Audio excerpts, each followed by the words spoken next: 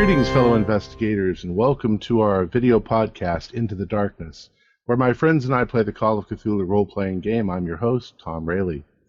Tonight we have episode 4 of Freak Show, with yours truly as the GM. Let's do a recap. As the chosen members of the Arcane Society stand stunned and shocked over the bloody remains of the so-called horror of the South Pacific, a glomming geek who bit the heads off of live chickens, they think on the events of the past few days.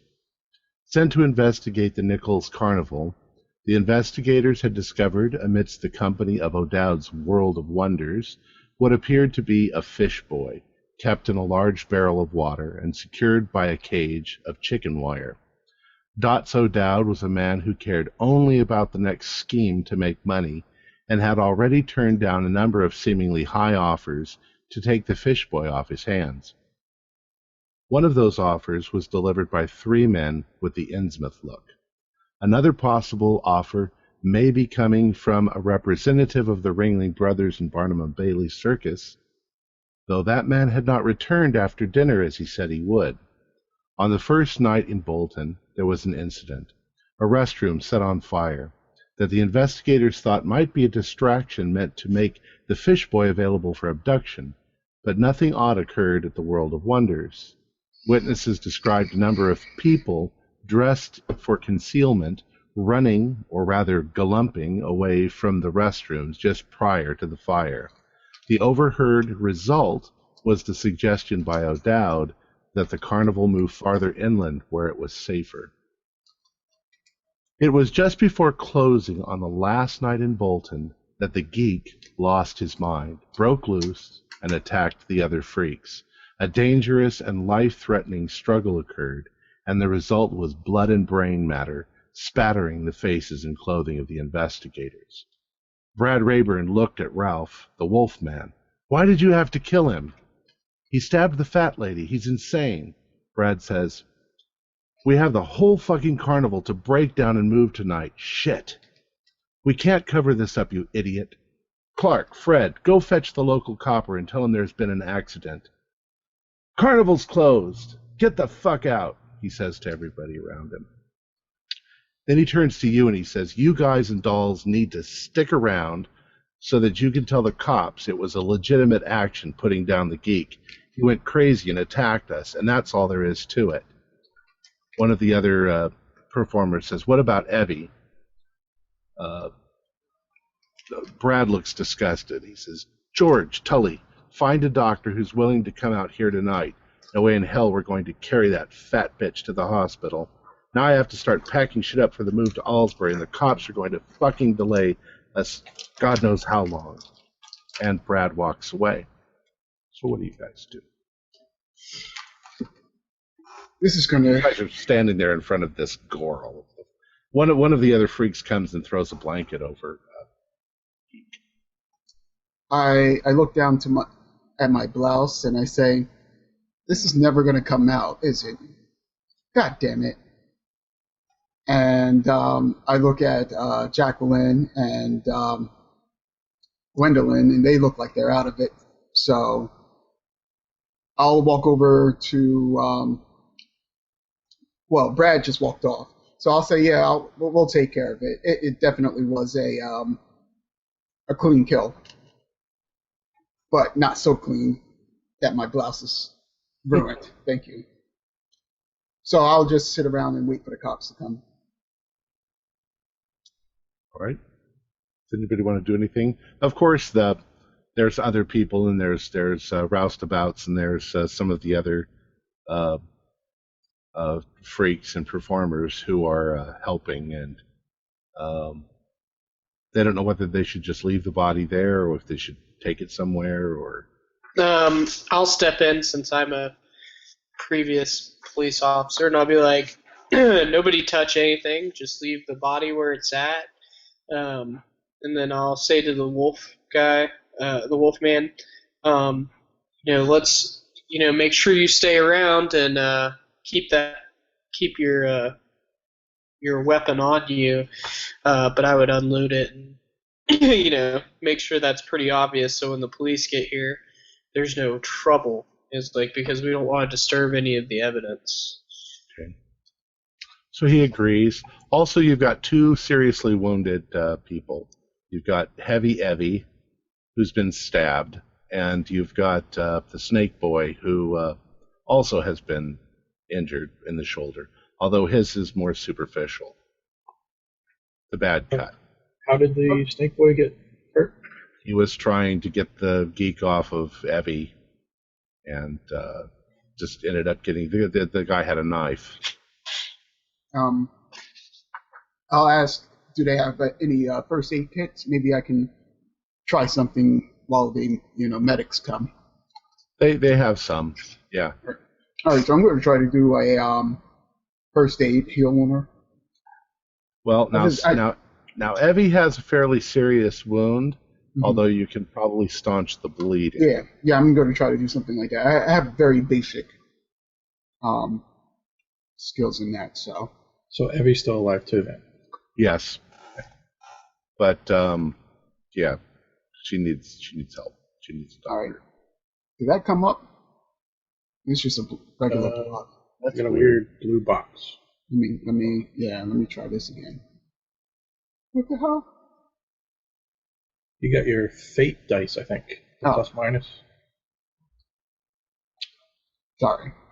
Wrong button. And no, I didn't get it. Sorry. Okay. So the most you can do is stop the bleeding.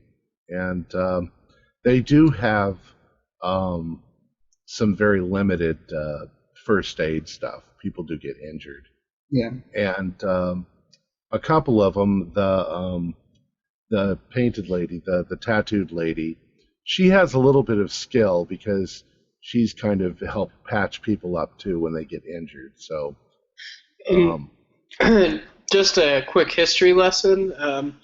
Paramedics, as we know them, did not exist until getting closer into the 1950s or 60s. There would not be any rescue people on their way. So if they want to be taken to a hospital, we need to get them into a vehicle and take them ourselves.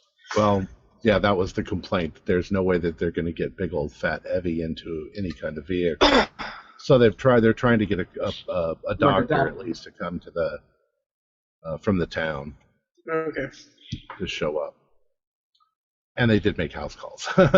Although it is 11 o'clock at night, so and these are carnies. They don't have exactly the best reputation with the locals. Well, let me try phoning a doctor. Maybe I can convince them. There's no phone here. This is a field. Right. So they've already sent 2 people to the town to get the doctor. Yeah. And 2 to get the cops. Can I go to where the geek? I don't like calling that. But yeah. Where the geek it was kept. Yes, you can. Because I'm a little bit confused and curious how he escaped and how he managed to get his hand on a knife. So I'm just going to do a cursory. I'm not going to disturb anything. I'm just going to look around and see if anything jumps out at me. I'd like to as well. Sure. Okay.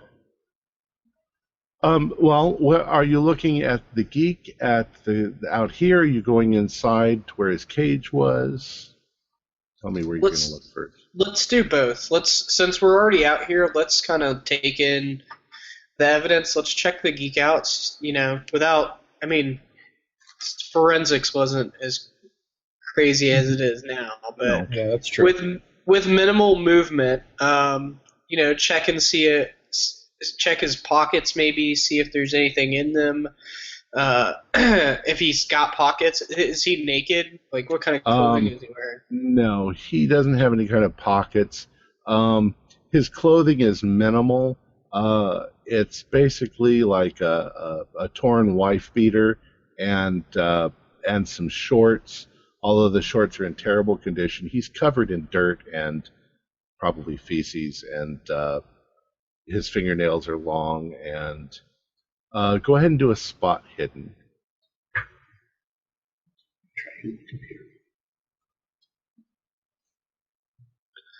I'm going to say I failed it as I rolled a 92. Okay. So Other than that, you don't notice anything. He's dead there on the ground. When you look at him, he's got a completely crazed look on his face. Basically, he's dead, but I'm sorry, his whole head was blown up, so there's not much left of the face. Well, you want to take a look. I forgot your character's name. Paul? Yeah, at the body, you mean? Yes. Maybe you can see something that I miss. Mm-hmm. Yeah, go ahead. Smart, spot hidden. I actually rolled. I get a 75. Okay. So, Fail. That's not a pass? Yeah, no. Okay. Yeah, you don't see anything that unusual about the body. All right. Well, then let's go check out his containment area, his cell, if you would. Mm-hmm. I should mention that the knife is laying there. The knife that he used to stab. Yeah. He dropped it just before. He dropped it when Gwendolyn fired her gun at him. She attempted to wound him in the leg and missed. Is there anything special about the knife?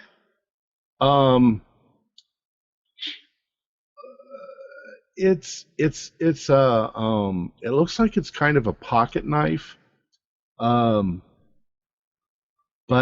not like anything that he would have. He must have gotten it from somewhere.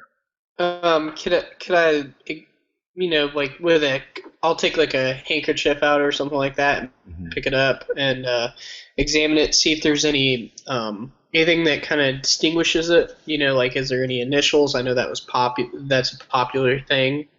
That type of thing. It's not fancy enough for that. It just looks like it's a utility knife. Okay.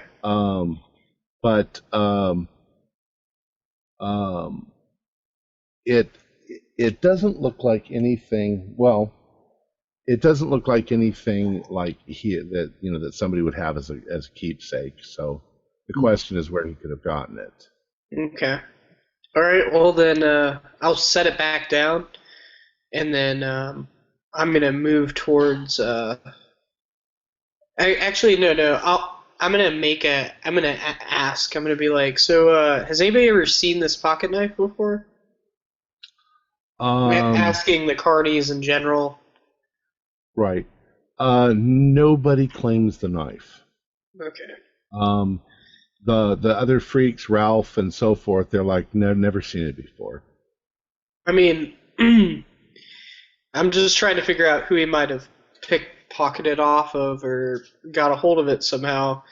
But if you guys can think of anything, let me know.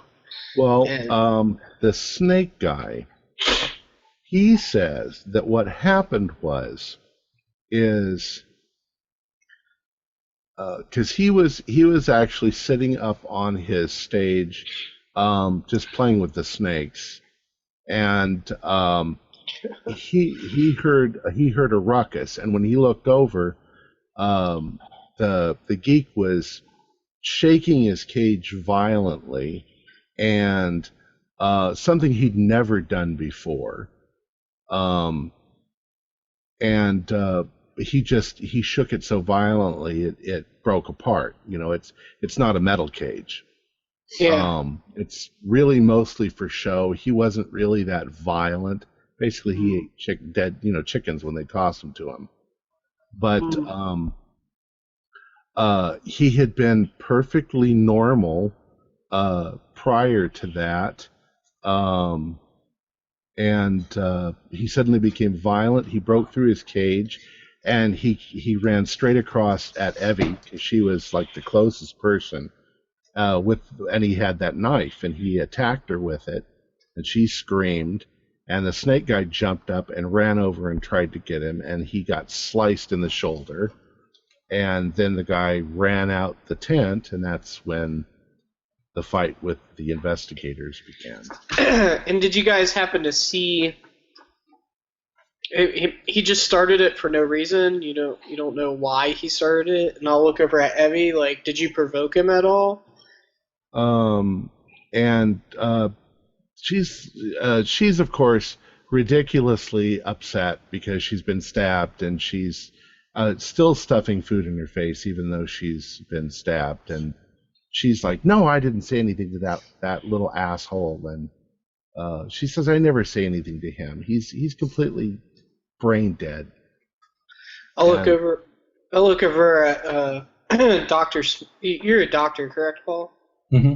Dr. Smithson, and I'll say, I'm like, what do you think? I mean, you would be more skilled at analyzing these people. What do you feel like they're telling the truth, or do you that type of thing? Good question. Well, Paul, go ahead and do a psychology roll, but more along. This is more along the lines of your general knowledge of things, So.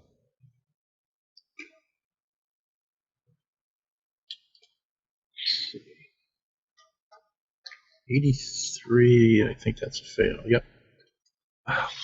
Could I give it a going shot? Back to my regular dice. Well, he's a psychologist. He should know something, but in this case, yeah, you're kind of baffled. Go ahead, Inspector. You can too.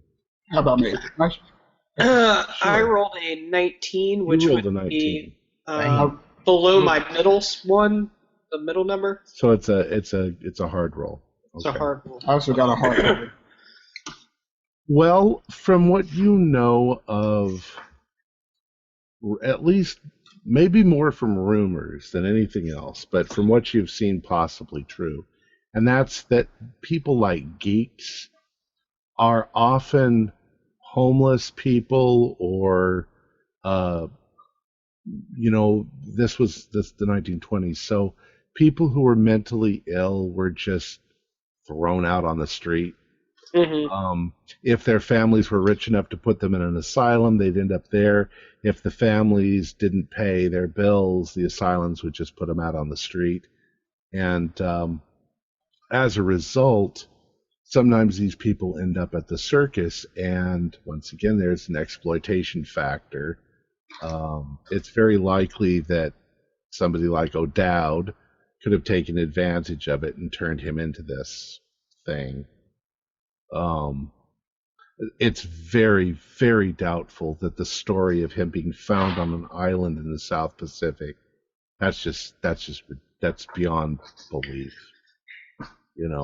But there's no evidence to the contrary.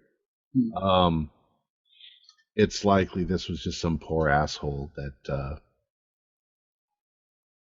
he may have been mentally ill.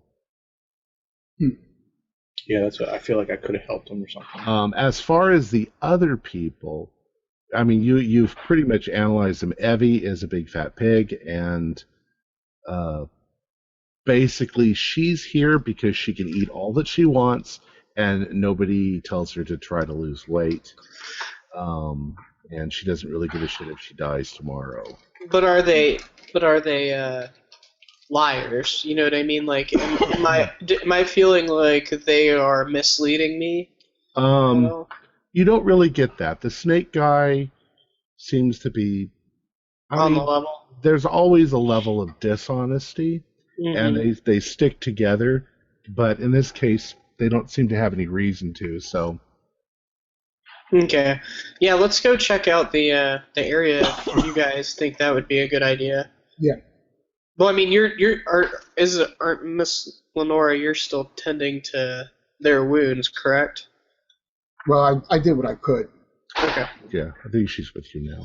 All right. Well, then let's go check it out. What are you checking out? The area they were in when their particular attack happened. Okay, so you're inside the tent then.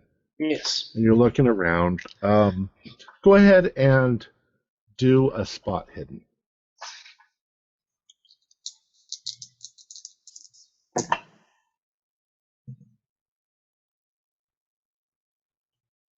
Nope. Uh-oh, Mikey? 45, and my spot hidden is 55, so I believe that's a success. Well, Michael, you are looking over. You're over near the cage, and you can see that it's been broken open. You notice two things. One is, it looks like the cage itself may have been partly damaged beforehand. Okay. Maybe even some of the. It was basically made out of bamboo. That some of the bamboo had been broken a little bit in an odd way, like it had been cut. The other thing that you notice is that there is like a doggy dish with the remnants of his last meal in it. So it looks like he had just been fed. Okay. What did it look like they fed him? Looks like stew or something like that. There was meat in it and. Does it smell weird or anything like that? No, you don't smell anything at all from it. Although there's very little of it left because he gobbles it down. Okay. There's also a bowl with water. They're feeding him like they would a dog. I kind of bring attention to it. I'm gonna be like, check this out. It looks like the cage was tampered with, and this is too clean to have been broken. This has been cut. Somebody wanted him to escape. I apologize, Tom. I must have zoned out or something. How did you explain how he got the knife? I didn't. Oh! I thought the snake man might have known. No, he says he has no idea how he got a hold of a knife. Oh, okay. But that just might be him protecting another carny. Yeah, or like if somebody was intentionally letting him out, but somebody might have given him the knife and then rigged the cage to fail. That's what I'm thinking. I want to go to check on the fish boy. Okay. Does that area look like it's been tampered with? Nothing. It's fine. Fish boy's still there. Anybody around this area? Only some of the other freaks. And by now, O'Dowd comes running in. What the hell happened? And he's ranting and raving. I'm gonna step out. Is he in the tent or is he by what was going on? Yeah, he's come running in the tent. He just found out because he was in his trailer. I say, Mr. O'Dowd, it appears your geek, and I do the quotations in the air, he escaped, and even though it probably was intended to look like he broke out, he in fact was helped just a little bit. And I walk over to the cage and I point out that the fact that the bamboo is cut instead of just being sunder or like broken, and then I also say, and he somehow got a hold of a pocket knife. Of course, none of his fellow performers know how he got the pocket knife, but I believe that he was given it, and it was not taken. Since I don't feel like he's the type who would purposely steal something, in an effort to do it, especially depending on how long he's been in this cage. Well, O'Dowd's reaction is he's just pissed beyond belief that something like this happened. And he starts accusing the snake guy. He starts accusing the wolf man. Did you feed him? What did you do to set him off? He's just like immediately accusing everybody. I guess it's his way of trying to find out what the fuck happened, but he doesn't seem to give a shit about the guy. And he's pissed off that Evie's they're gonna have to call a doctor and it's gonna cost him money. And he checks, he doesn't ask anybody if they're okay. He just basically looks around to see if they're okay. And did they call a doctor? Are the police going to show up? Shit, he's pissed off at that. And how are the other ones like the freaks that he's accusing and yelling at, how are they like reacting to it? Is it like something that they're used to? Do they have that look like, all right, here, we're getting the riot act again, or is it kind of like, okay, so it's like that? Yeah, they all kind of try. They all keep their mouths shut, and let him just rant at them. And there's the whole thing about they're supposed to be packing up and getting ready to go, and anyways, you don't really find out much more information. He's not acting in any way suspicious. He's just acting like an asshole. Okay. And it's because he is one. And I mean, he even saying, now I have to find another fucking act because then it's not a 10-in-1 show, and I need a 10th act, and this is gonna set us back. And why don't you just take that geek out in the back and bury him in a hole in the back? That's all he's worth. And that's not gonna happen. The police are on their way. They're gonna need to be able to examine the body.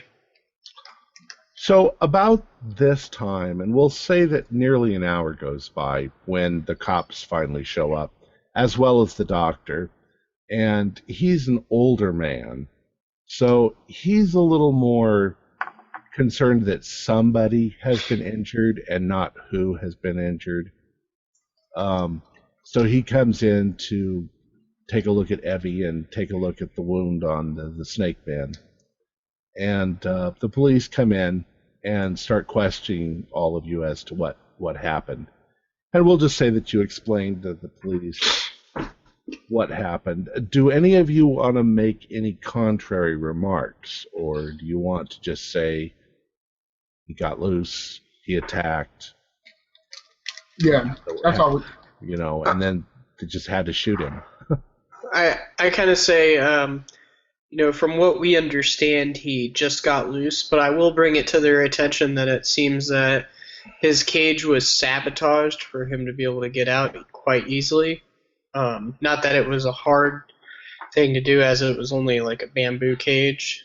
And he also somehow got a hold of this knife.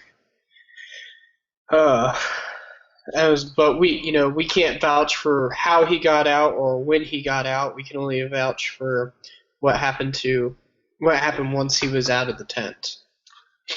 What you get mostly from the police is, well, what would you expect from these people? And they basically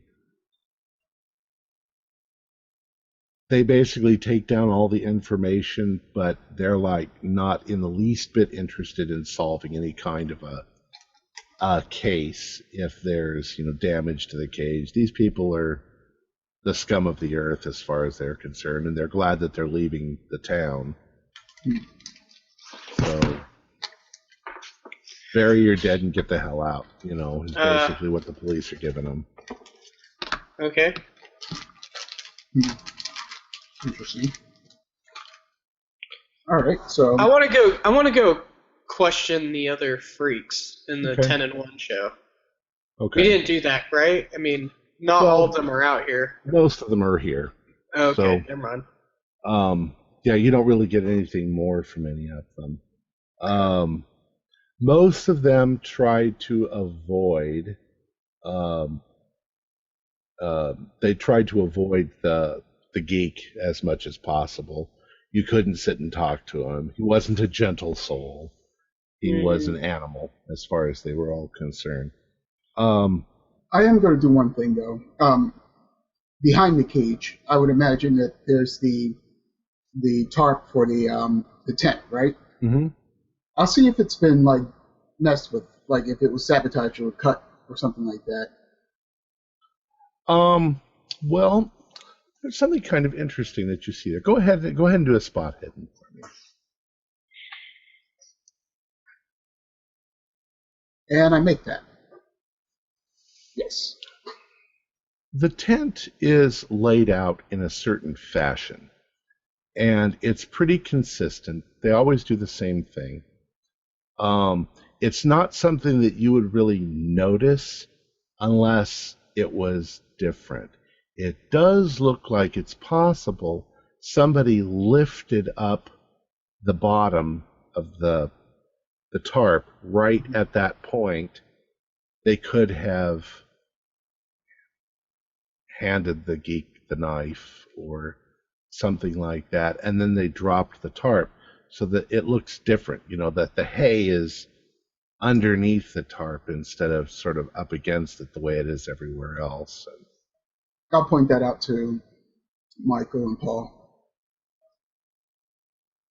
So it looks like whoever gave him that knife and broke him out came in through this way. I say good find, and I walk out the back, I walk to there, and I'm going to see if there's any footprints or anything similar to that. Go ahead and do a spot hidden. Come on, spot hidden. 14. Wow, that's a good roll. That Good would roll. be a.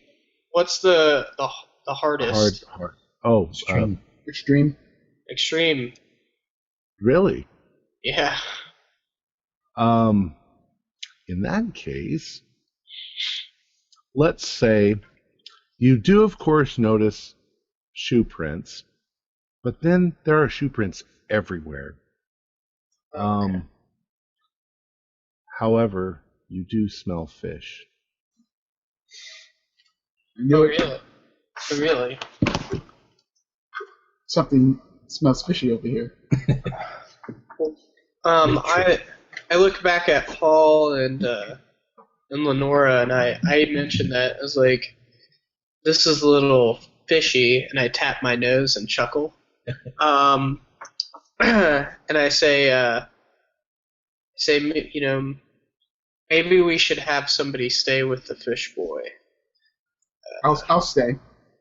Well, there's no staying. They're going to pack everything up and move it. Okay. Now that the police have come, they're going to get Evie to her trailer. She doesn't really have a trailer. They have a wagon. They're going to move her to the next side as well. And the snake guy is patched up, although he's got a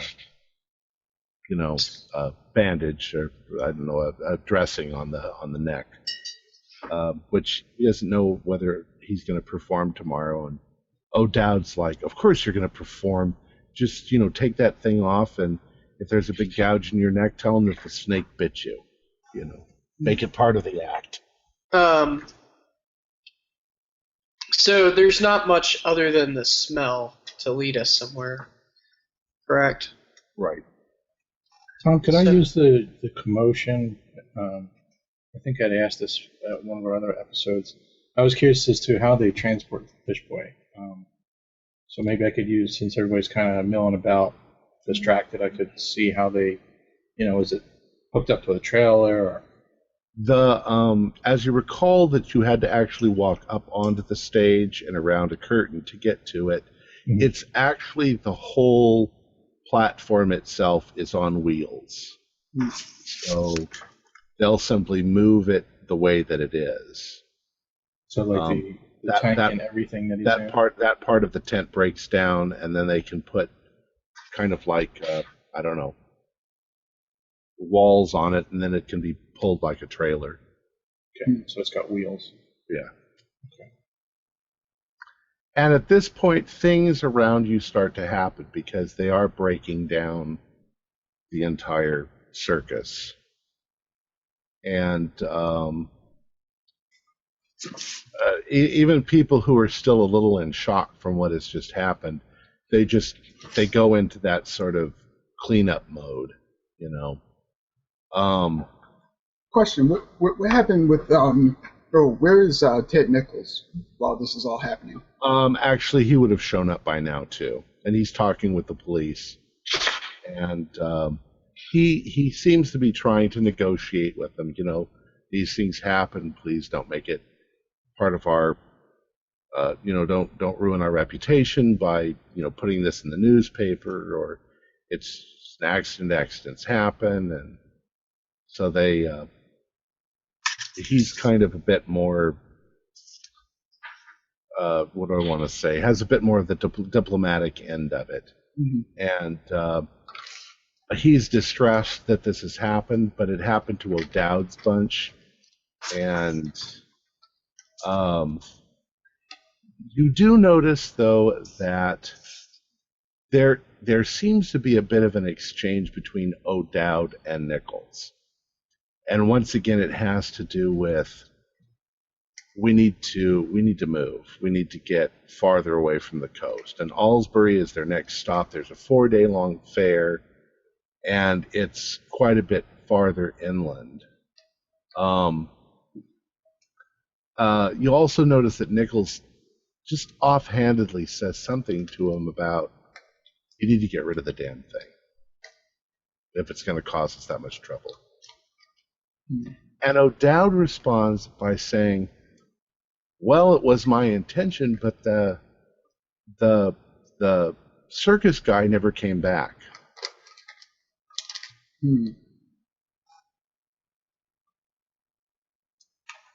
Okay. And what did oh yeah, so Nichols knew that Bartleman came to look at the fish boy.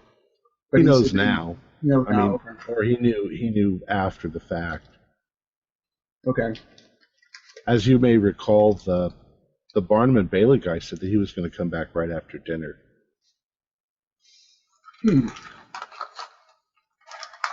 Well, he was going into town to get something to eat for dinner. Maybe the fishman got this guy too. Maybe. That's what I'm thinking. Do you want to go maybe look for him? Yeah.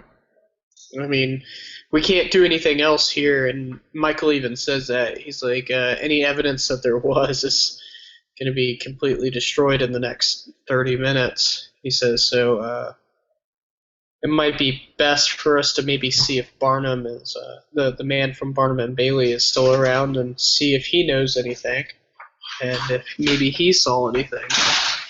Okay, well, I am on... Yeah, that sounds like a good plan then.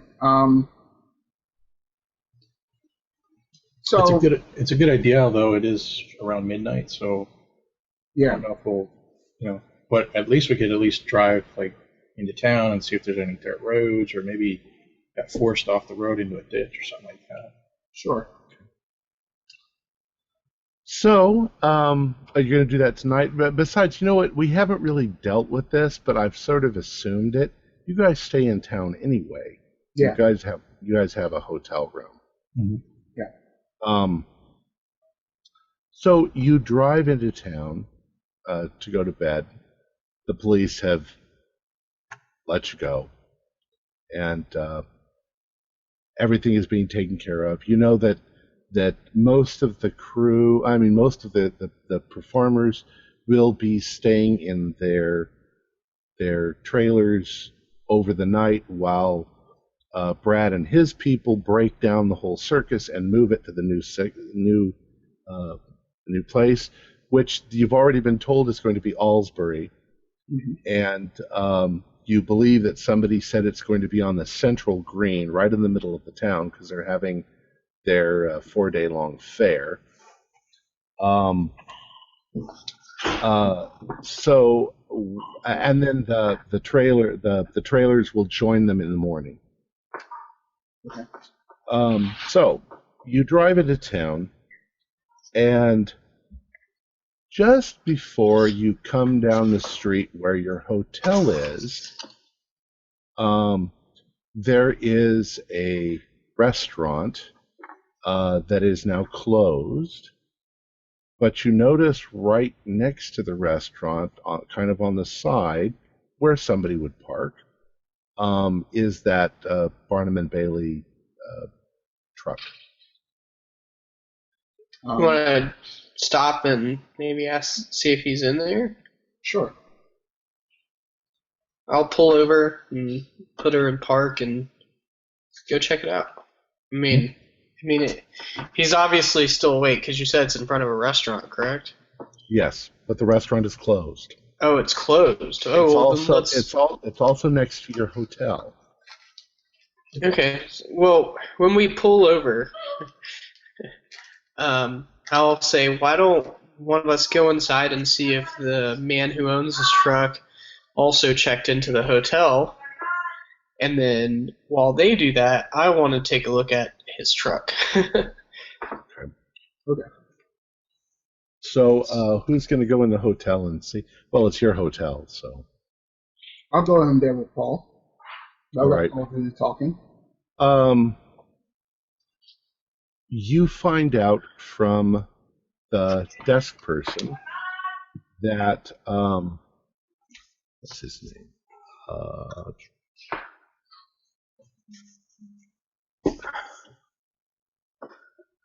Carlson.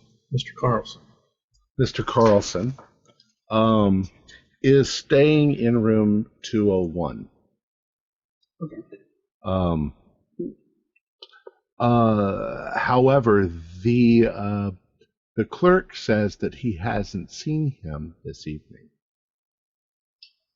It's possible that he didn't notice him come in, but it's not that big of a. He notices everything that comes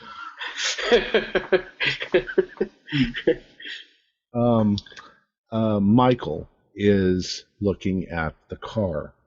Go ahead and do a spot hidden. Okay.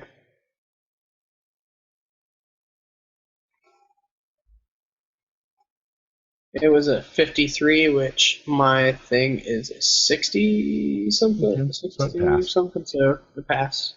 The car is empty, but it's not locked. Although that's kind of a thing that people do in big cities when they're afraid people are going to steal their cars. In the country, nobody locks their car. In fact, when I lived in the country, we'd leave the keys in the car. I do the same thing.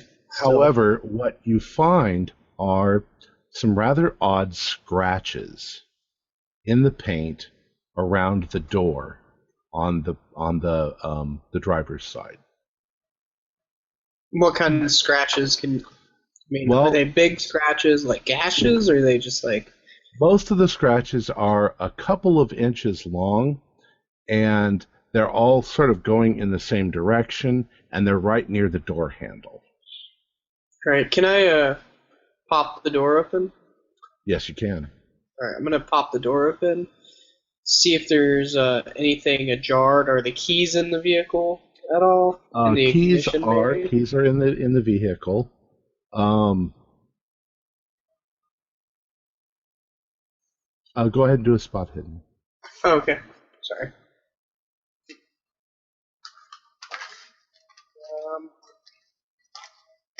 Can you guys see it? I didn't see anything come up on that one. It didn't show up for me, so I'll just roll it again. Oh, there it came. Sometimes it shows up a little late. Is it a 98? Okay. No, yeah, that doesn't pass. Um, That was the second roll. The first roll didn't go through. Nothing at all seems unusual, other than the scratches. Okay. I'm not familiar with 1930s automobiles. Is there a glove compartment? There probably is a glove box since the 1920s. Or sorry, 1920s. I want to check the glove compartment, see if there's maybe he had a weapon Sure. or a pistol, something like that. Spot hidden again? No, there. No. In this case, you open it up. There are some pamphlets for the Ringling Brothers Barnum and Bailey Circus. There is a stack of tickets, probably complimentary. There's a bit of paperwork. Looks like a couple of contracts for making purchases and things like that. And of course, I don't know if they had like car registration, but that would be in there if it existed back then. I'll pocket the tickets. Along with I'm gonna actually get as much of the paperwork as I can, Okay. and I'll stick it in my jacket's breast pocket. Most of it looks like advertising stuff, you know. Not the advertisement, but like the purchase orders and the contracts for purchase and that type of stuff. Okay. I'd like to take a look around the vehicle one more time, and then is the truck to where it has like a back, separated from the cab, or is it kind of like a van type of thing, or is it all in one? You know what I mean? I don't know if we actually said before, but we'll say it's just more or less kind of a small utility truck, so that he could put something in the back if he needed to. And there's nothing in the back, correct?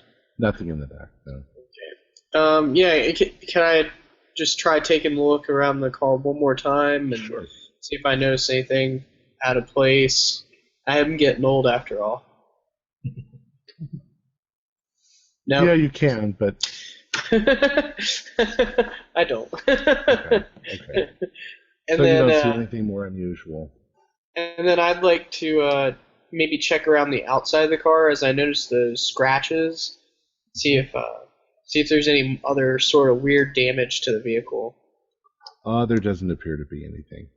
Okay. All right. After that, I'll head inside to regroup with my fellow investigators. And that only took you a couple of minutes to do, so they've just gotten the attention of the guy, and they've asked him their questions. So you're all back in there together. They haven't gone upstairs or anything yet.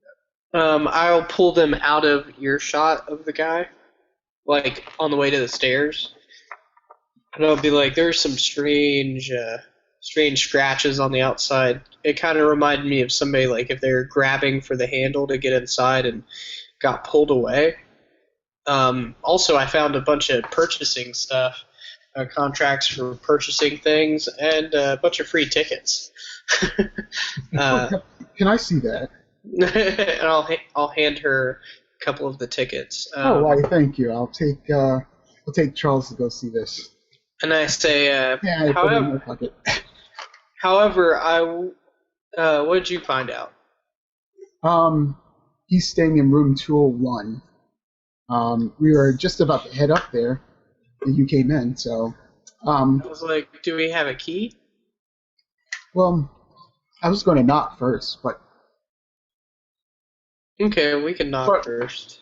I also let you know that the guy at the desk said he hasn't seen him all day, so... Okay. He said, well, if we go up there and the room's locked... I feel like and he doesn't answer, I feel like we need to take a look inside.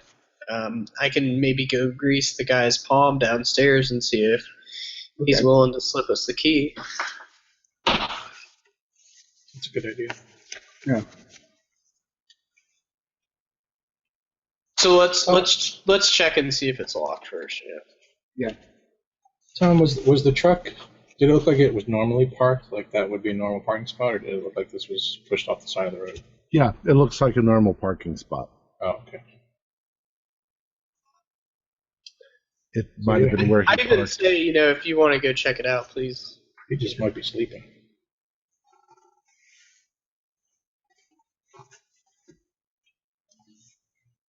So what are you going to do? Go upstairs? We're gonna head upstairs. Yep. All right. Knock on the door. So you head up to the second floor, and you get to room 201, and you knock on the door, and there is no answer.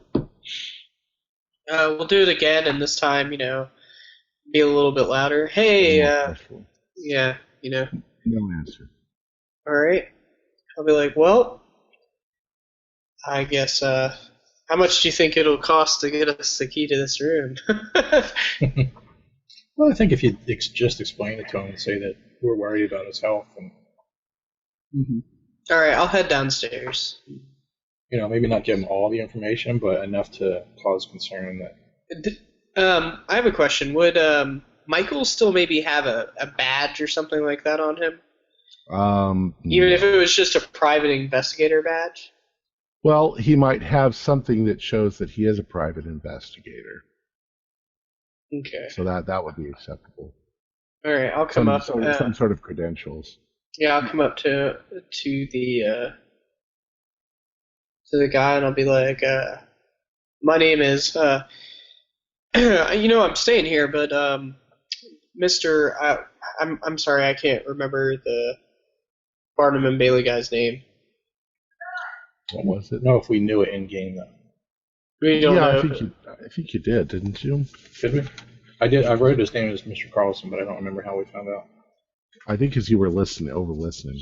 Yeah. Well, I'll pretend like I know him.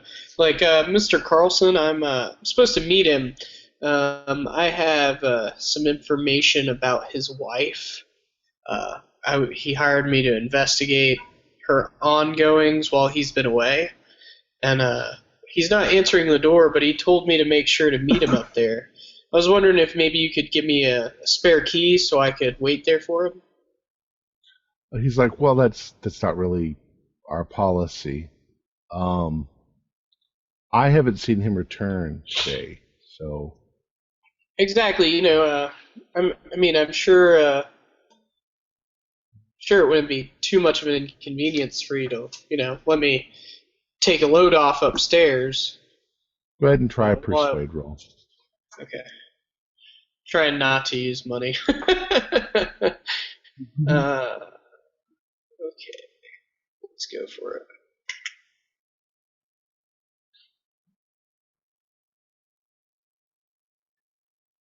No, I do not persuade him. I'm so sorry, sir. I just can't let you into another person's room. I'll pull out a $5. I'll pull a 5, and I'll be like, who was on the $5 bill back then? Was it still Andrew Jackson? I don't know. Well, whoever it is, I'll be like, how about if Mr. Jackson was to ask? Well, I'm afraid you're still going to have to do another persuade roll. But you're going to have to do pretty good on the persuade roll. No, he's not having it. He's like, sir, why don't you, if you have a meeting with him, why don't you just stay in your own room until he shows up, and I will give you a call when he does. Sounds good. And I'll head upstairs, and I'll be like, well, that was a waste of time. I know you can't all go try the same thing. No. One at a time, we all go back down there. So, how does Mr. Jackson? We each come up with a different story. On the third actually, one, could I have used fast talk instead of persuasion? Not that those roles would work. No, because fast talk is really different. That's when you're trying to make up a lie as quickly as you possibly, without any kind of preface. In this case, you're trying to persuade him to do something. So locksmithing, would that be picking the lock? Yeah. Sure. You want to pick a lock? Does anybody? I'm gonna give it a shot. I don't have a whole lot in it, but it's worth a shot.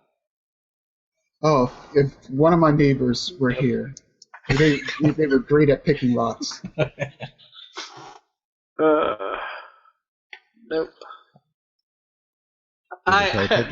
Michael just sighs and gives up. He's like, well, you can't win them all. He kind of just bangs his head on the door softly, and then he's like, well, yeah, it opens. Did we check to see if the door was locked? Actually, I checked to see if the door was locked, and it's locked. You had a 50-50 chance that he didn't lock his door, and you failed. So yeah, you can't get into the guy's. We could kick the door in. That'd probably get us in trouble, though. Well, I think we know the answer. We just don't have the proof for it yet. Right. If the door's got claw marks on it, then that can't. Does the door to this room have claw marks on it? No. Now, how big were the claw marks? Were they, They're 4 to 5 inches long, and yeah, I didn't really get an answer on did it look like wide.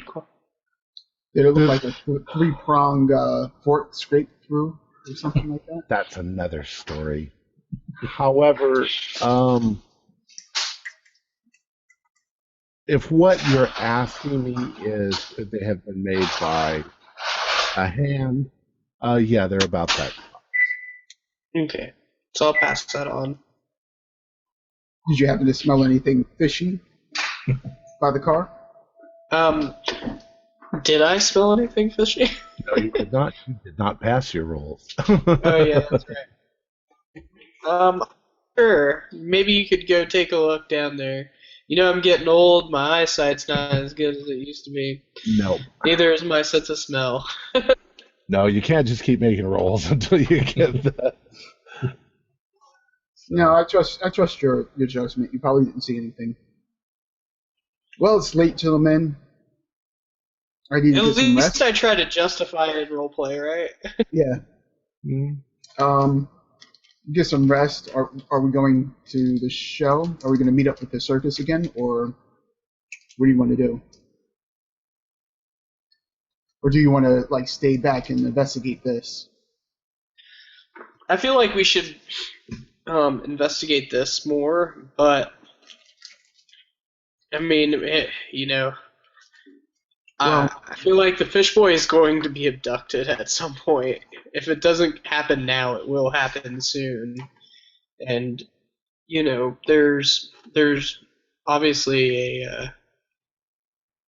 both a positive and negative to both, pros and cons to both. I think we should take a nap. After all, there's not much left of the night, and we'll stick with the carnival. Apparently, and maybe we'll just stick with the carnival. Yeah, we'll stick with the carnival. I mean, after all, the fish boy is why we're here. Mm-hmm. At least that's what we believe. I think we'll be able to see if somebody is actually trying to abduct them. If we stay here, then no, they're long gone. So. I agree. All right, Alsbury is about 40 miles farther west. So can we assume you guys go to bed unless you have anything you want to do? No. Any preparations you want to do before you leave in the morning? No. Okay. I Think about that for a second. I think Paul might tell the police officers about the possibility of the missing guy. Okay. So just kind of, so his conscience is clear. He doesn't want to leave knowing that the guy could be suffering somewhere, but he's going to tell the police and let them do their job. Okay. The car, the truck remains in exactly the same spot that it was when you guys left. Mm-hmm. The cops, when you mention the circus, because the Barnum and Bailey circus, Mm-hmm. once again they're sort of like indifferent. They roll their eyes and they're like, the carnies are leaving the town and we want them out, so we could care less. The guy's probably just drunk in a ditch somewhere. Mm-hmm. So it's kind of what I expected, but it's on you, gentlemen. Yeah, I mean, I wouldn't. This man struck me as more of a businessman than anything else. Like, he didn't look like your average carny. He was well dressed. I don't know. You are correct. However, the police don't give a shit. Huh. I see. Anyone associated with any kind of circus is just trash, as far as they're concerned. All right. Well, officers, have a good day. Off to Aylesbury. So you head off to Aylesbury. Aylesbury. Oh, Aylesbury. I don't know, whatever. Salisbury. I can go for a stint. Now, I'd say it's probably about 9 o'clock in the morning by the time you come within the area. Now you're driving right into the center of town, and a lot of towns in New England are built. Oh, bless you. Sneezes. A lot of towns are built with a central green. A lot of times there's a monument or something there, and then the town's built around it. There's usually a couple of churches, a few buildings, and then there's houses that spread out from there. And Alsbury is a little bit bigger than Bolton. And there's two things going on. One is they have set up the circus, same configuration they do, and that takes up a portion, almost half, of the center green in the town. The other part is their own sort of little carnival. It's a county fair. There's animals. There's pie eating contests and stuff like that going on. And also not just in the green, but around the town. There's lots of people now that are circulating. Now, the fair hasn't opened yet, but you can see that there's people getting ready. Farmers markets and stuff like that are getting set up. There's also kind of a parking lot that's specifically for people to park, and it's right next to the circus. So as you pull in there and you're parking your car, you notice a bunch of young people, and they're just a little bit out of reach from where you are, and there is obviously a fight going on. Already, it's not even noon yet. You hear a lot of yelling, and you also notice, just as you stop your car and get out, that you're pretty sure right in the middle of it is Brad. And a couple of them are ganged up, and they are beating the crap out of Brad. Oh, well. I'll get out, and I'll walk towards this little group with my hand on my gun that's in my little purse. Mm-hmm. And I'll come up and I'll say, "You stop that! You stop that right now!" Okay. Well, as you start to get closer, there's a couple of these young guys that just sort of immediately block your way, and they're like, "Stay out of it." I walk up behind her with my cane in hand, and I say, "Kids, move out of the way." Okay. This guy steps forward, and he looks tough, and he's just like, he said, "Listen here, you just stay out of it. This is a family matter." And doesn't look like you're treating him much like family. He says, "We don't intend to kill him. Just make him think twice before he goes getting a young girl pregnant and then leaving her." Oh. And is that what this is about? Well, go right ahead then. And I'll step back. Yeah. Okay. So they pretty much beat the shit out of Brad, and right down to some kicks in the rib and everything else. And who is Brad again? Brad Rayburn, the head security guy for the circus. Oh yeah, let him get his ass kicked. And I didn't expect you to do that. But anyway, he was kind of a jerk when we first met him, correct? Like he was okay to the ladies' guys, man. but he was like constantly hitting on me. And well, now you find out that he got somebody pregnant. That's right. Okay, never mind. I'll step in. Well, anyways, they beat the shit out of him. Okay, they don't let me step in. Yeah, they don't let you step in. But the guy in front of you, Michael, he just like puts up his hand and he's like, "Don't worry, it's almost over anyway," And they give him a few last kicks, and they all run and jump in their car and drive away. I'll go and help Brad up. Brad is in pretty bad shape. He's gonna need to go to the hospital. I'm going to take down the license plate number. I'll yell to Paul, "Go pull the truck around. We'll take him to see a doc." Sure. Okay. Brad is conscious, but he's in a lot of pain. He's got a broken nose. He's bleeding. He's been kicked in the ribs. He's probably got a couple of broken ribs. And I'll take out my handkerchief and hand it to him, and I'll be like hold pressure on your nose, kid. He's like, we're gonna get you some help. A couple of his men have run over, and they tell you that some kid said that there was something going on in the parking lot, and Brad came out to investigate, and this happened. So,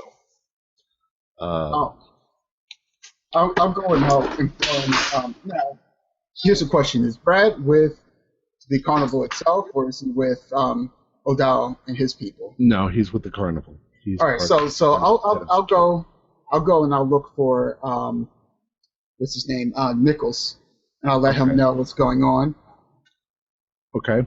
So the other ones, while you guys take him to the hospital, I'll stick around. Okay. All right. Those taking him to the hospital, you take him to the hospital, and they take him in. He's been seriously injured, and they want to make sure that there's no internal bleeding. And they tell you he's going to be out of commission for a couple of days. I hand the doctor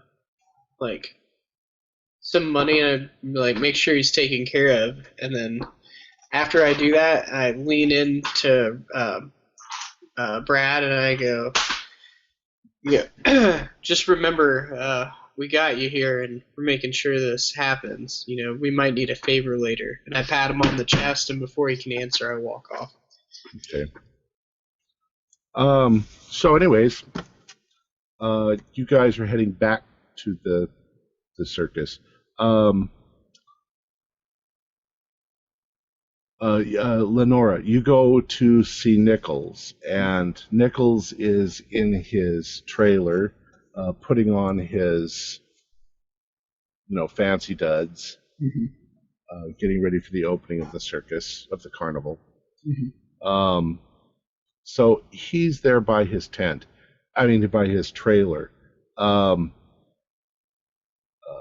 But just before you get there, you see O'Dowd come storming out of his trailer and head over towards the World of Wonders.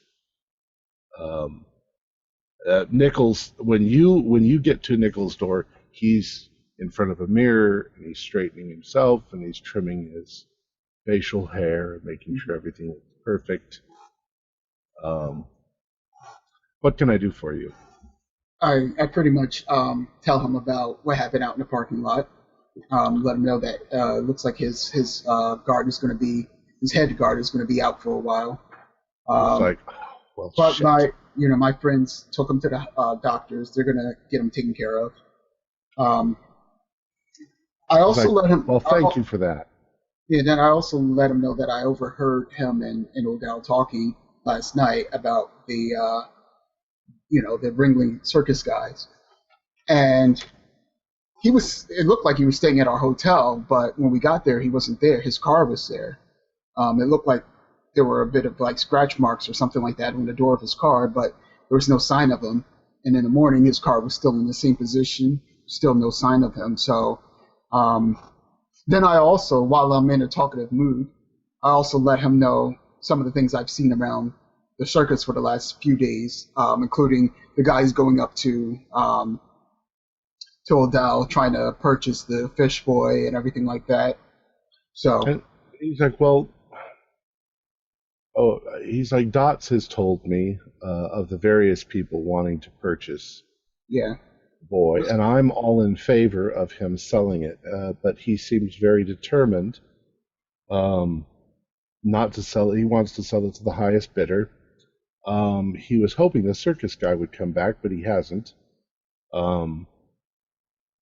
He's already gotten offers from I believe his highest offer now is 6,000, which seems perfectly adequate to me. Mm-hmm. But it's not mine. I technically I own half. Yeah. But I'll let him know about the Innsmouth guys who kept them coming back, and maybe also let them know about what I found by the geeks side of the tent. Looked like somebody tampered with it. Somebody might have slipped him the knife that he used against the Snake Boy and Heavy. Go ahead and do let's say a persuade roll. See whether he trusts you. Nope. But I mean, he's like, well, he says that a lot of this I'm not surprised. Us carny folk, we put on a good show, but people like Brad, screw around with a new girl in every town, and apparently, from what you've said, he probably got some girl pregnant. Mm-hmm. And O'Dowd is certainly not a very likable person. He puts on a good show, but he makes enemies. What I just want to say is, I didn't really like the look of those guys, the Innsmouth guys, and like I said, they kept on coming back and forth. So I'm just saying, be on the lookout and be careful. Yeah, well, we're over 100 miles away from Innsmouth now, so yeah, I think that we're fairly safe. I've been here for a couple days, and I've grown to like your people. So I don't want to see anything bad happen to you guys. Well, thank you, for informing me, and thank you for keeping an eye out. I would suggest if you see any of the other roustabouts, tell them that they're going to have to delegate some sort of responsibility to one another so that they can keep the security going in my play. You can tell them some of what you told me. Mm-hmm. Keep an eye out. But I think that we're okay here. This is the middle of a big town. Okay.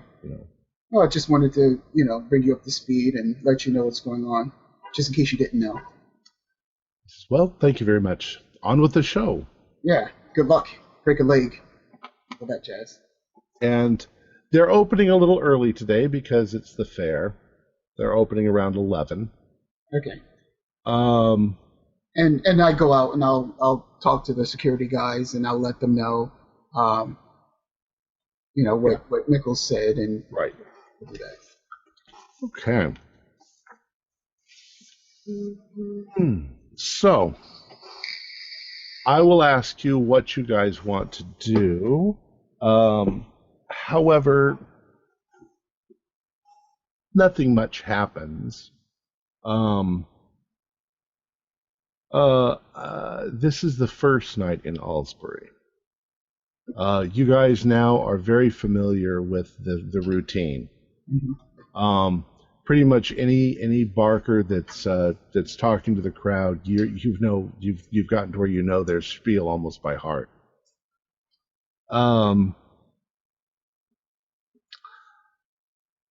Somewhere around 8:30,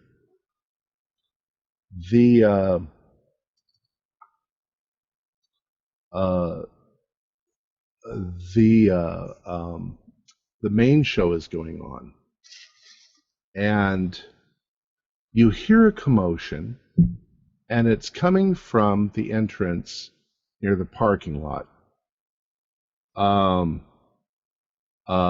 It's guests and something like that are sort of like, it's like they're trying to get out of the way of something. And as you look over, a man, half dressed,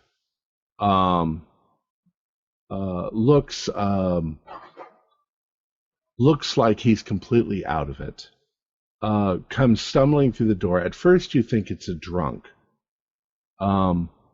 but you suddenly realize that it is the Ringling Brothers guy. You're quite a ways away from him, but he looks like he has been beaten, and he is in bad shape.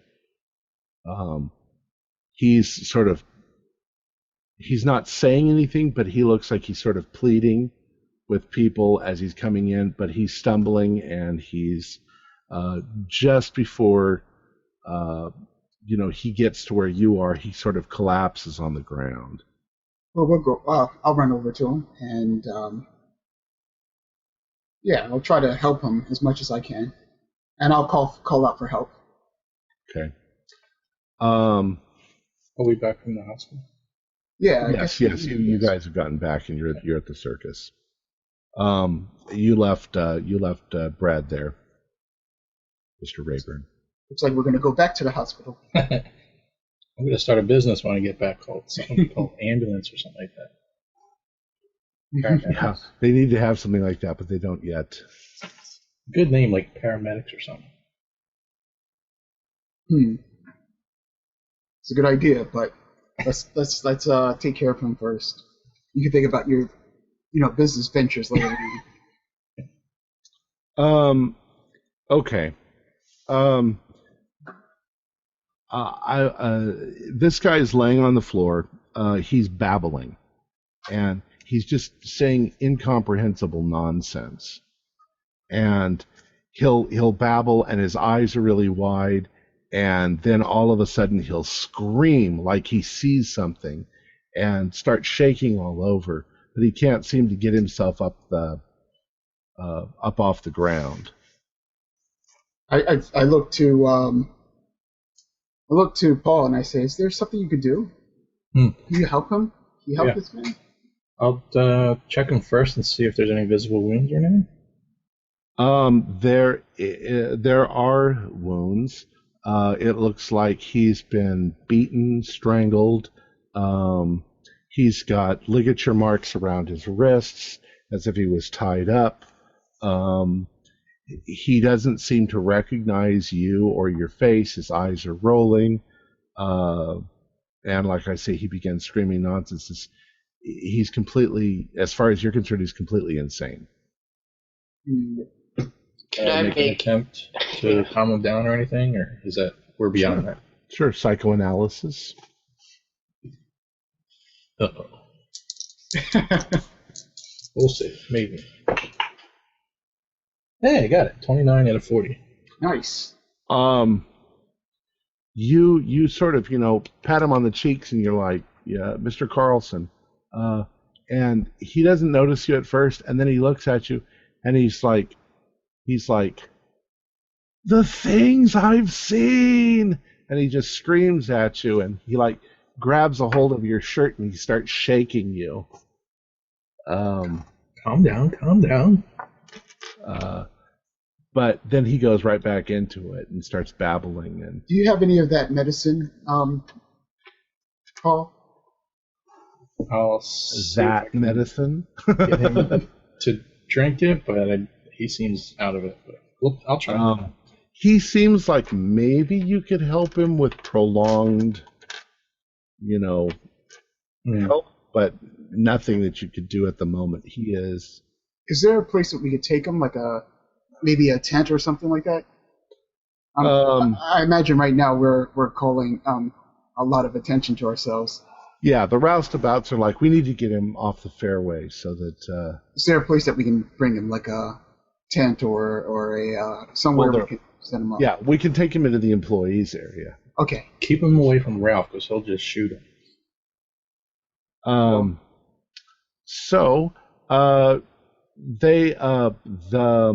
The roustabouts attempt to sort of pick him up, and he becomes immediately terrified and violent, and tries to get away. Let's go ahead and do. Let's see. No, he doesn't get away. They manage to keep a hold of him and get him into the personnel area. And one of the roustabouts is back there, and he's like, "Folks, I'm sorry. This had to happen. He's obviously drunk, and we'll take care of him." He's not drunk. Well, we don't smell any. This is what he's telling the people standing Okay. around. Okay. Nothing to see. Okay. But Mr. Carlson himself looks absolutely terrified. He's looking at the guy next to him, and the guy next to him, and he's like, "No, no, no!" And he seems. You don't know what you can do for him at this point. He needs to be. Or maybe we can talk to Odell. We've got another sideshow. OMG. I'm not being serious about that. If she says that, Michael just walks away. Suddenly we see Lenora's other side. Did I say that out loud? Oh, I meant that we should just take him in and get him help. Now, it's a nice little comfortable bed for you. Very quickly, however, now that you've got him back there, a number of police officers show up. You are in the center of Alsbury, so there are policemen patrolling around. So, and I imagine the police have the same sort of attitude here that they did in Bolton with the carnies. A little bit less. I mean, they've invited them to set up right in the middle of town. Okay. So they expect that the circus is always a part of their fair. Yeah, fair. Okay. In this case, the police are like, well, we need to restrain him and we need to take him back and put him in a cell until he can be evaluated. Mm-hmm. So that's basically what they're going to do. There is a detective there. Is there a way I can ask the man what did he say? You said the things that you've seen, but what did you see? No, he's not. He's not coherent enough to. You're right. He's not coherent. He's just yelling random things. Okay. You do, however, meet a detective. Okay. He's Alsbury based. His name is Douglas Mooney. You'd say he's probably in his mid-30s. He has that rather rigid, stone-faced look. He's used to dealing with bits of trouble.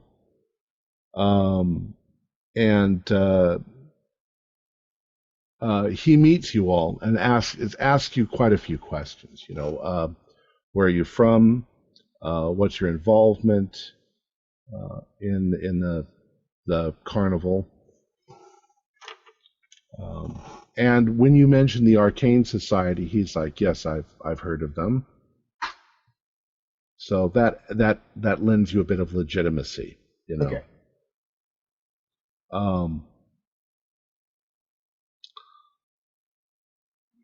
What else would you like to do? Now you know him, so he's somebody that you can. He's a contact. Okay. He's a contact.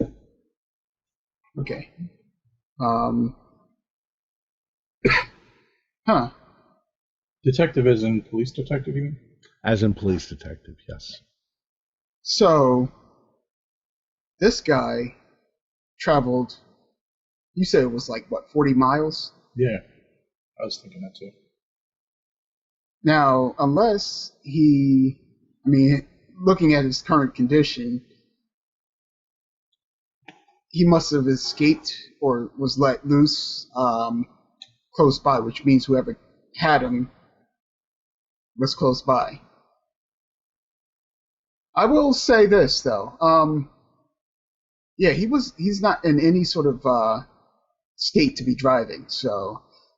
Yeah, there's no way that this guy could have driven a car. Yeah, so how did he get here?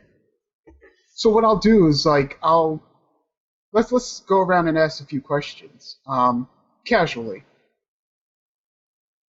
So I'll go out into the area, and I'll listen around to hear if anybody's talking about this guy, Mr. Carlson. If anybody is, I'll ask them, what did they see? Like, did they see him approach? Is she going to drop them off? Well, you're. Who are you asking? Well, like I said, what I'll do is I'll walk around and I'll sort of listen out to hear if anybody's talking about this, and then I'll ask them if they seen anything. There are literally hundreds of people here, so go ahead and do a luck roll for me. Oh boy, my luck! I got the luck of the Irish, and I actually do. 31 out of 45. Okay. You finally ask one of the ticket people out in front of the carnival, and they aren't sure, but they think they saw a car pull up at the edge of the parking lot and shove him out. They weren't really paying attention, but it was seconds after that he came stumbling this direction and went through the front gate. And he went through without paying. He just, everybody was getting the hell out of his way because he was half naked and crazy.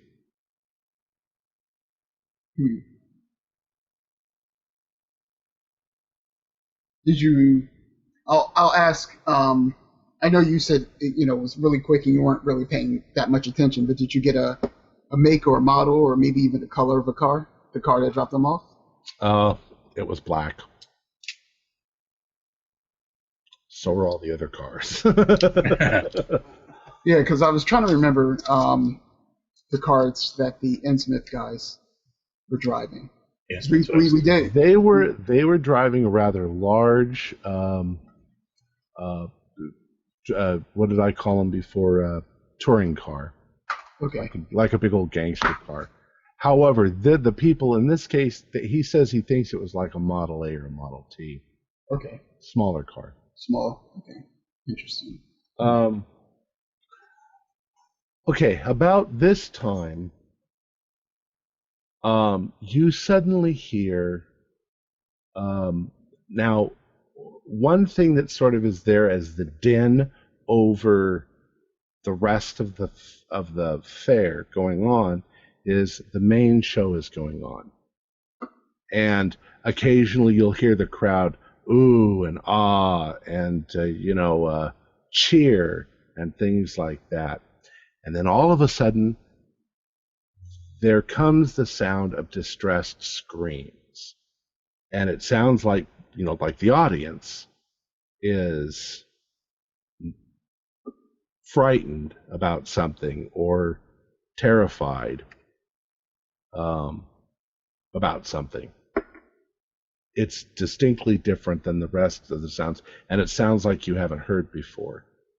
Okay, so I'll head that way, head into that direction. I'm thinking it might be that part where the guy puts his head in the lion's mouth and people might it's not late enough for that yet. It's somewhere in the middle of the show. Okay. However, just as you approach the ring show, you hear shots fired. Well, then I'll I'll step up my pace. I imagine Michael and Paul are behind me. Okay. You also hear, once again, you hear the crowd, after the shots are fired, you hear screams and stuff like that. Oh boy. These guys are never going to get another gig in this town, I can tell you that. So I run in the direction of the big tent. And, okay. And as I'm running, I will call for the security. Okay. Well, the security's already on its way. There are in fact police now on their way. There are now streams of people coming out of the main show, and some of them are running in distress. Some of the ladies are upset.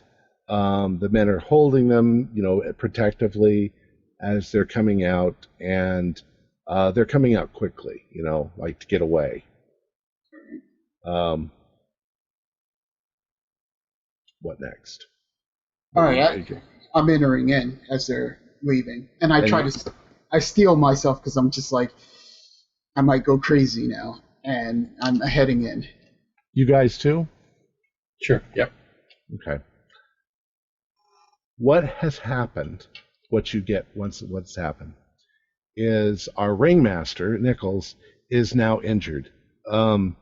His fine suit, with the sequins and stuff, it's been ripped in part.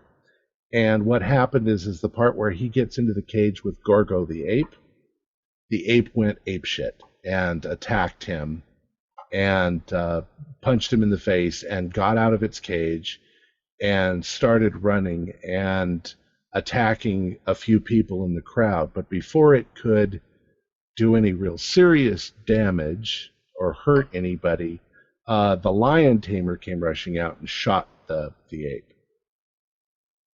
And it was he says it was completely crazed, completely insane. And Nichols is injured, but he's also extremely upset, and he loved that ape. They had I'm not saying there's no weird relationship, but he was,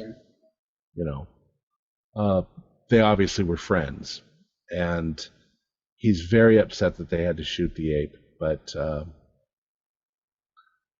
and his injuries are superficial. He was beaten. He's black and blue in places. He's got a big black eye. But the ape had to be put down. Okay. A lot of trigger-happy people around here. Well, it's not just trigger-happy, but I mean, this is strange. This is, well, you had the crazy guy who was already crazy, right. Flip out on people yesterday and nearly killed a couple of people, and now this. I look to the lion tamer and I say, if I can give you a word of advice, stay away from the lion until we figure out what's going on around here. And he's like, I understand that's your friend, but so was the, but I'm, I'll take your advice, but Marcus is a pussycat. Just to be safe, just being on the safe side until we figure out what's going on here. It seems like somebody's trying to sabotage your circus for some reason.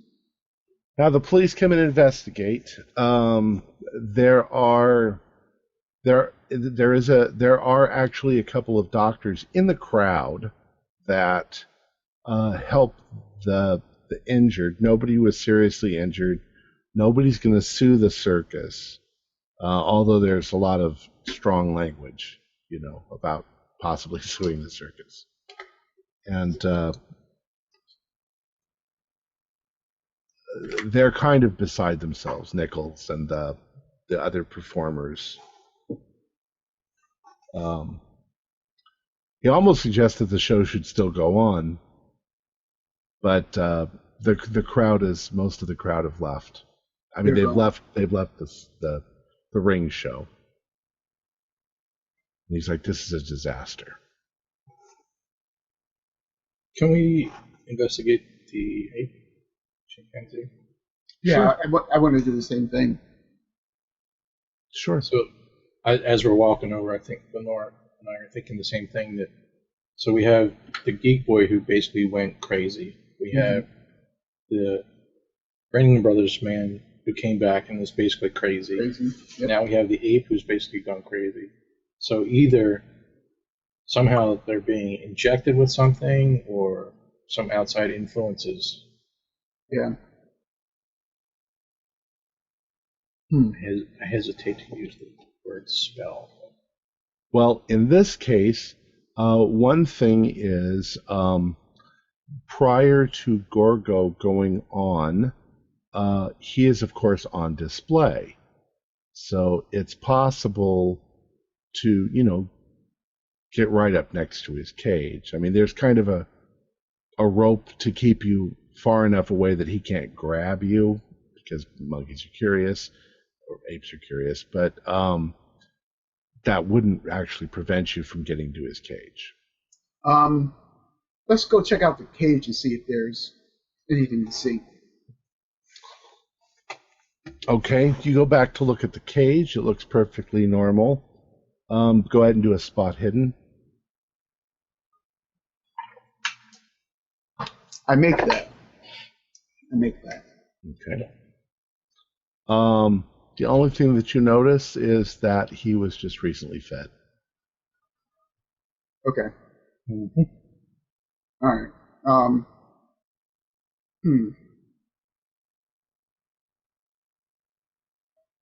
I check on everybody else, make sure that they're all right, and then I'm going to head over to the freak show. My mind is on the fish boy, constantly.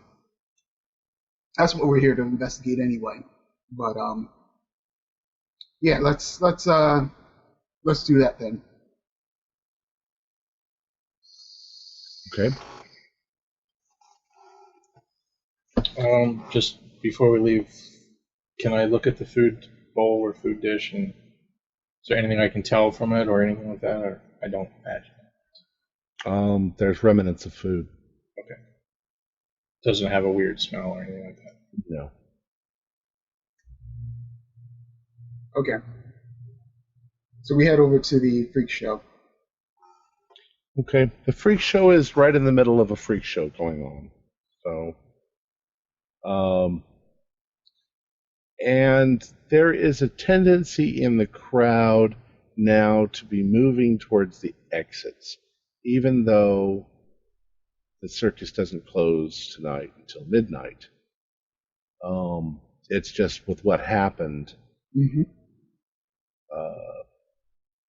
So it is seriously damaging the circus's reputation.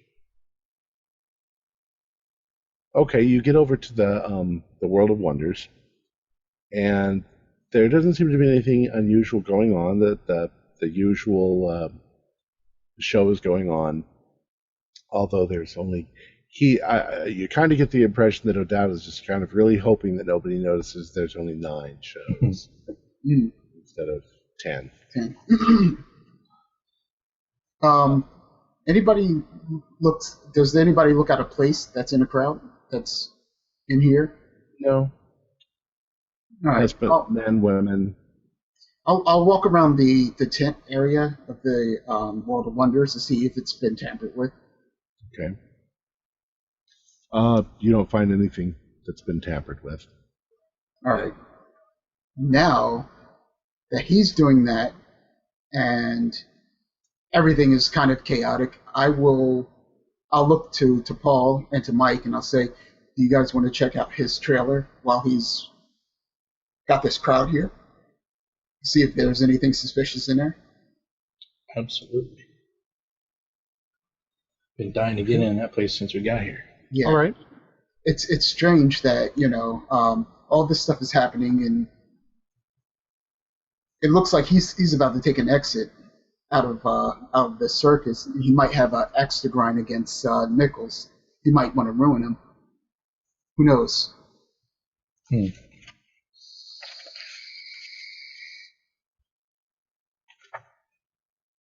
Okay, so you're going to head over to O'Dowd's Trailer, yeah. trailer. Now, there's still a lot of commotion going on. However, nobody's paying attention to you guys. Okay. Perfect timing. Could we get a sense from the freak show as to, like, do we have 10 minutes? Do we have 20 minutes? Probably have about 15 minutes. Okay. I'll be checking my pocket watch. His trailer is in fact open. Yeah, because he stormed out. Yeah. Let's see.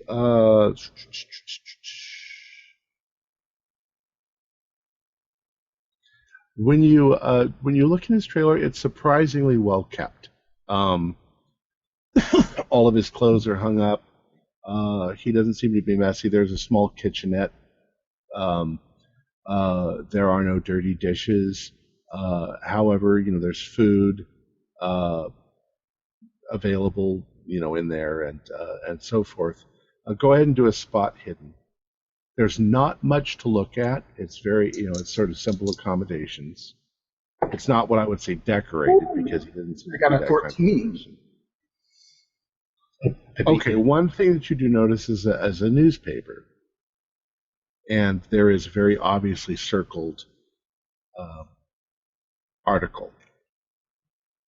Okay. Okay. It is the same article that you already found about the man, the fisherman, being murdered. Mm-hmm. You want to look at it again, or we don't have to? No. I mean, unless there's anything that any sort of notes that he wrote. There's nothing new. Other than that, that's really the only piece of evidence that you have that he seems to find that significant. So I'm imagining that this particular fisherman was the one that sold him the fish boy, and I guess he's thinking that I don't know, I'm going out on a limb, but I think he's thinking that the Innsmouth guys were responsible for murdering this guy, and they might be after him. Mm-hmm. So I think he stormed out because he's like, where's this guy that's supposed to be buying this off of me? Well, I do remember that we ever heard the fishermen say that they were going to make things difficult for him. So Right. So I think that, that might be the case. Yeah.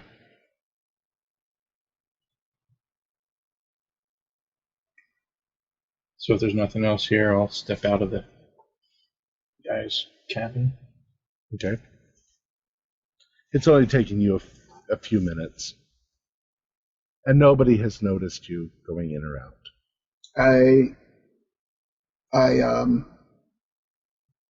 Would you have told me about how they transported the fish boy in and out, Paul? Sure, yeah, because that's as a group we're trying to figure out what to do with this thing. I'm thinking, especially with everything that went on today, somehow if we can get the guards all drunk and everything like that, and sitting around a fire or something like that. Once they get drunk, we can try to take this thing out of here. Yeah, that's one option. We're going to need something with a tow hook, though, so yeah. I don't know how we would get one unless there's somebody in the local town that we can Go ahead and borrow do an the truck. idea roll. Both of you do an idea roll. I make that. Wow, I got a 15. That's an extreme, I think. 00. Oh. Really? Well, we could tie it to a plane. What's a plane? no, they had planes. Did they? They didn't have passenger planes yet. Right, that's what I mean. Actually, they probably had some limited passenger planes at this point, but nothing big. The psychologist, Dr.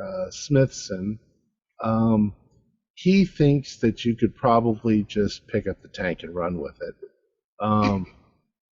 But Lenora realizes, because she's done some serious looking at the whole structure, you probably have to disassemble the whole tent to pull the thing out. Yeah.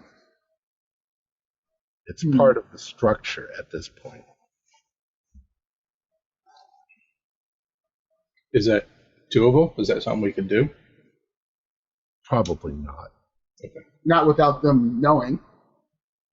I just thought maybe if you were to hook the hitch up to that thing and drive off with it, it would tear down that whole tent, and it might not even be possible. It might be anchored, while it's there.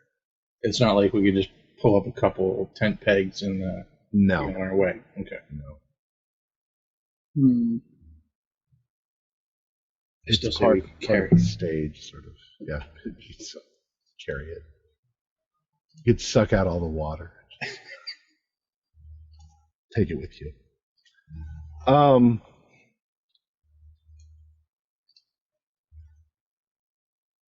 The evening goes on, and in the last half hour,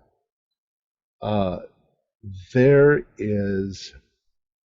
are two people, a man and a woman. They are not together. The man is looking for his wife. The woman is looking for her fiancé. They seem to have disappeared, and they can't find them. They're talking to the roustabouts. Nichols has been informed, and he comes over to talk to them, and he thinks perhaps they've left, where we'll do a thorough search. But why would they be hiding, you know?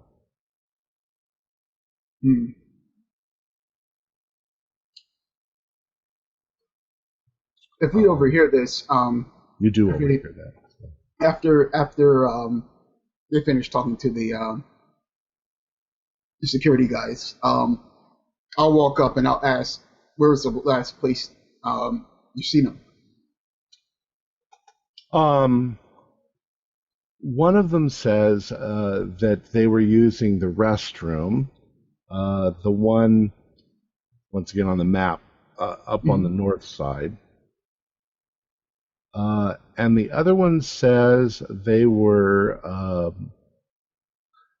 near where the horses are in the back, the menagerie. Actually, not far from where the cage was that Gorgo had been in.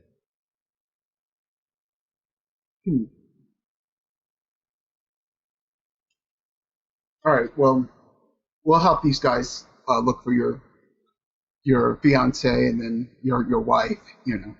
They didn't say anything for a couple of hours because they thought they had just gotten lost from one another, and I imagine you would have checked at your card, or did you guys have a meetup point just in case you did separate? No, they didn't think of that. But yes, they did go back and forth to their car a few times. And the woman's like, my husband's fascinated with the carnival. And what was he wearing? I don't know. She gives him a complete description. Okay. And she says just he gets distracted easily, and he's probably just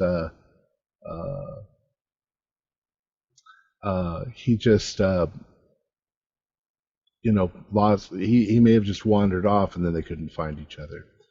And the man is like, well, my wife is not that kind of a person. She went in to use the restroom and then just never came back. And I had a few other ladies go in there to see if she was okay, and there's nothing. Nobody's there. I'll go and I'll check. So I'm gonna go and I'm gonna check out the ladies' room. Okay. There's nothing. Like no sign of anything at all. No. And the guy says, he wasn't like watching the toilet. He was like right over here so that she'd see him when she came out, but he was looking at the the midway, and he says, there was a magician that had performed in the sideshow, and he was walking by, and I kind of liked his costume, but she never came out.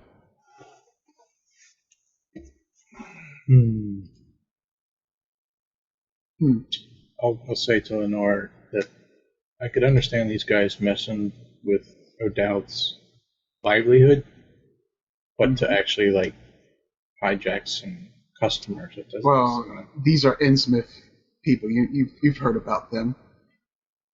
They don't like any outsiders, and they're hanging around a whole bunch of outsiders.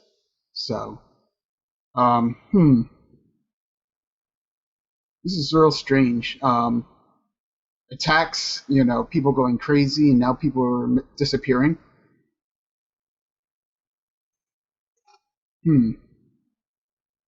Could I make my way to the menagerie area and locate the lion tamer guy?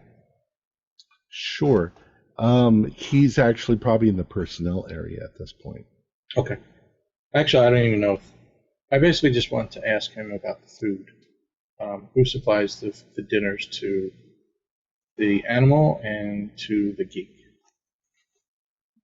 Okay. So you've gone that way. And Lenore, where are you? Well, I was by the restrooms. I'm trying to think of where else somebody would disappear to. Okay. We'll assume that Michael goes with you, Paul. Okay. Actually, he's disappeared too. well, while all this stuff was happening, whatever happened to what was his name? I have it written down here. Marty. Mm-hmm. The stilt walker. Like, yeah, what has he been doing all this? You've seen him walking around, on stilts. Now he's probably back in the personnel area as well. At any point, did he look distressed? No. He was the first person to come out for the ring show, and he did his act, and then walked out the back, and then walked. He spends most of his time walking around the carnival, just as to entertain people. So he was seen walking around. Yeah. So I'll head to him, and I'll bring him up to speed, and I'll say, now there are 2 people missing. It seems like somebody's out to do you guys in. Did you guys make any enemies? He's like, I mean, well, of course, Brad, apparently got some young girl pregnant, but yeah, I heard about that. I think that was probably the Prescotts. Probably that was probably his brother, or her brother. He says, I don't know. He says it's like crazy things going on here. I mean, like maybe once a season something will go wrong, but it seems like everything's going wrong right now. Yeah.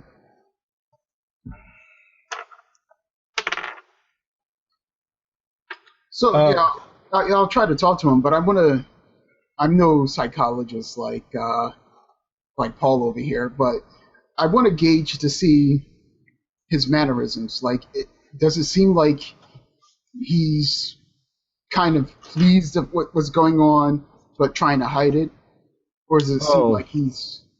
No, he seems genuinely distressed. Of course, his livelihood is the circus, so if the circus doesn't do well, then he doesn't do well. He comes across to you very much as a very nice guy. He's a bit of a loner, but he's also a thinker. He likes to read. He's quite happy to be in a crowd as long as he's 12 feet higher than they are, so they don't bug him. And he enjoys doing his walkabout all day long. Okay. The funny thing is that he likes doing the walkabout even when there's not a circus going on. So he's often on his stilts, except to eat breakfast. And right now he's talking to you, so he's not on them. Okay. About that time, since you're over in the personnel area talking to him. One of the people at the circus comes up to Brad. Now, at first, you don't recognize who this is. Brad or I'm sorry, Marty. Marty. Okay. He comes up to the both of you, and at first you don't recognize who he is because he doesn't have on any of his makeup. But from his shape and his size, it suddenly dawns on you it's one of the Daffy brothers, one of the clowns. Okay. But he's cleaned off all of his makeup for the evening, and he says to Marty, "Have you seen Scotty?" And Marty's like, no, I haven't seen him. And he's like, he's not around. We were out in the crowd, and we separated, and he went off somewhere, and I haven't seen him since. And he's not back in the back taking off his makeup or anything. I was wondering where Scotty was. And he looks over at you and he says, he's got a little bit of a drinking problem. Yeah, but this isn't the only person that's been missing today. There are two others, two of the customers who also have been missing. One disappeared in a bathroom, a young lady, and another one disappeared by the horses, a man. So I don't know. Something strange is going on here, and I mean, with everything that's happening, I mean, you guys might be used to some strange things happening, but all of them lining up in a row like this, I don't know. It can't just be a coincidence.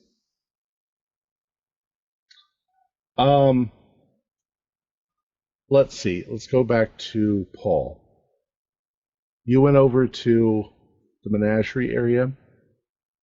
Yeah, just assuming that somebody could tell me who was in charge of feeding.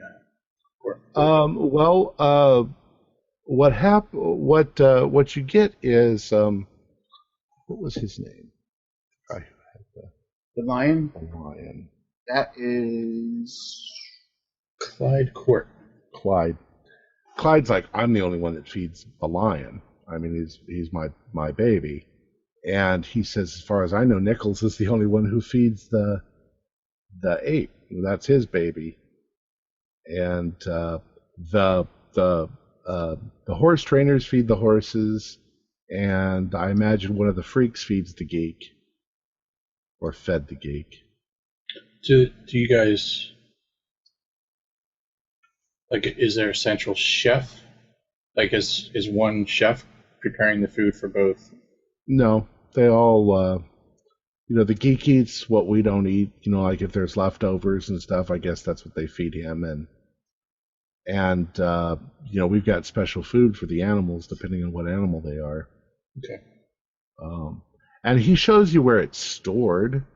It doesn't look unusual at all. Okay. It amounts to more or less, a trailer, with the food in it. And it is locked with a padlock. Okay. Who has keys? Most of the, if they feed the animals, then they've got a key to get in. And this would be in the camp area, I guess, right? Yeah. Okay. Now, just as you're talking to him, and now you're by the menagerie, so you're right next to the personnel area, that access there.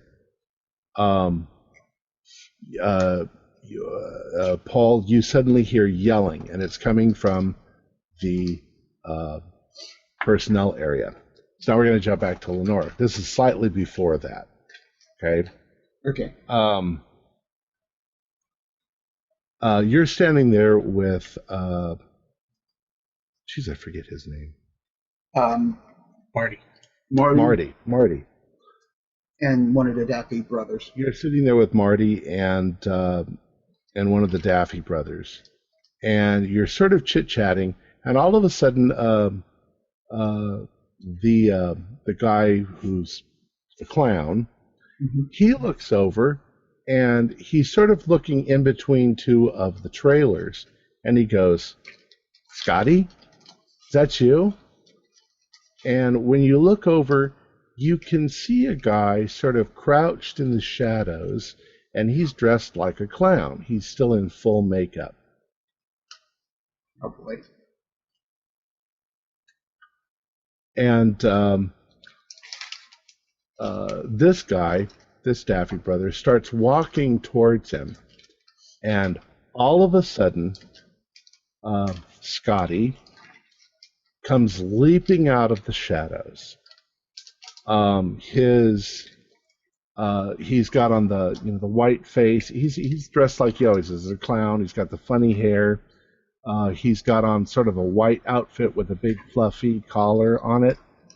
Except all over the front of the costume are bright red splatters of blood, and he has a meat cleaver also covered in blood, and he comes leaping out and swinging it at his brother. And his brother yells, and a couple of people who are other employees who are there see it, and they start yelling. And that's where we're going to leave off. That's where we're going to leave Son of a off. bitch.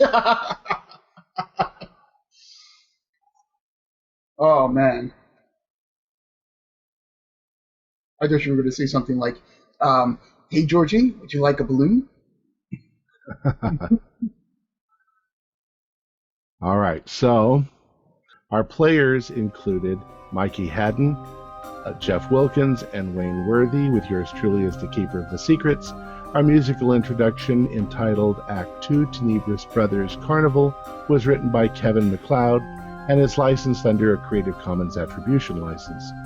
Our games are played using traditional tabletop methods with music and sound effects added in post-production in order to create a richer listener experience. This is Tom Rayleigh inviting you to journey with us once again into the darkness for another adventure into the universe of H.P. Lovecraft and the Call of Cthulhu role-playing game. Until next time, good luck and good gaming.